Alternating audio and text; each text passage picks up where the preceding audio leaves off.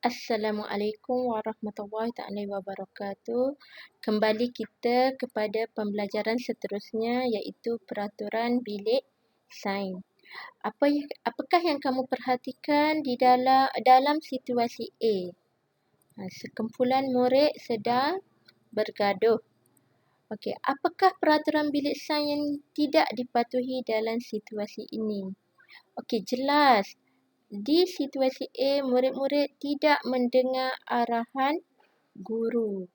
Mengapa kita perlu mematuhi peraturan bilik sains? Cuba awak semua fikir, kenapa kita perlu mematuhi peraturan bilik sains? Okey, sekarang ni cikgu akan terangkan kepada awak semua mengapa kita perlu mematuhi peraturan bilik sains. Pertama, untuk memastikan bilik sains dalam keadaan bersih dan kemas. Kedua, untuk mengelakkan berlakunya kemalangan di dalam bilik sains. Ketiga, pengudaraan bersih di dalam bilik sains. Untuk memastikan pengudaraan bersih di dalam bilik sains.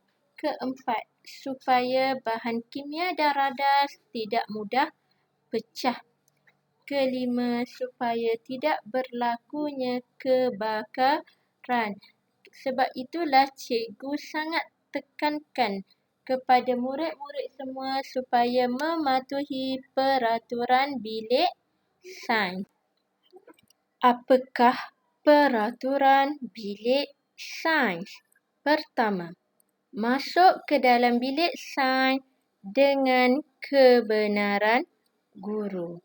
Selepas awak masuk, pastikan cermin tingkap dan pasang kipas.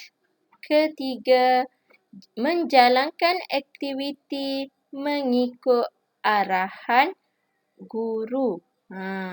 Awak tak boleh buat sesuka hati awak. Keempat, nyalakan penunu bansen dengan cara yang betul. Okey, seterusnya, ikat rambut dengan rapi ketika mengendalikan eksperimen. Ini bagi yang murid perempuan yang tidak bertudung. Kena ikat rambut, tak boleh serabai. Seterusnya, nombor 6. Bahan buangan cecair hendaklah dibuang ke dalam sinki dengan paip yang mengalir. Kenapa? Supaya cecair itu terus ke dalam lubang sinki itu. Tak ada meruap ke atas ke apa ke. Okey, seterusnya, padamkan bahan yang terbakar atau berbara sebelum membuangnya ke dalam bako sampah. Yang ini awak semua mesti kena pastikan bahan tu mati dah, tak ada dah bara ke asap ke sebelum buang dalam bako sampah. Inilah punca kepada kebakaran biasanya. Okey. Seterusnya adalah buang bahan buangan pepejal ke dalam bako sampah. Jangan buang dalam sinki sebab nanti dia akan tersumbat.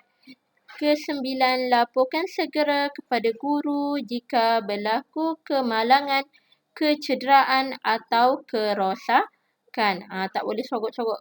Contohnya, ada beaker ke yang pecah, awak tak boleh sorok lah sebab cikgu akan buat laporan tentang kerosakan tersebut.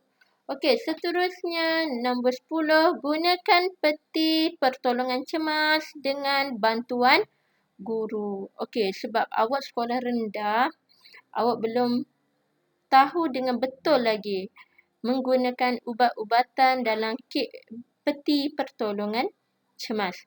Okey, 11, susun kerusi dan meja ataupun alatan dengan kemas sebelum keluar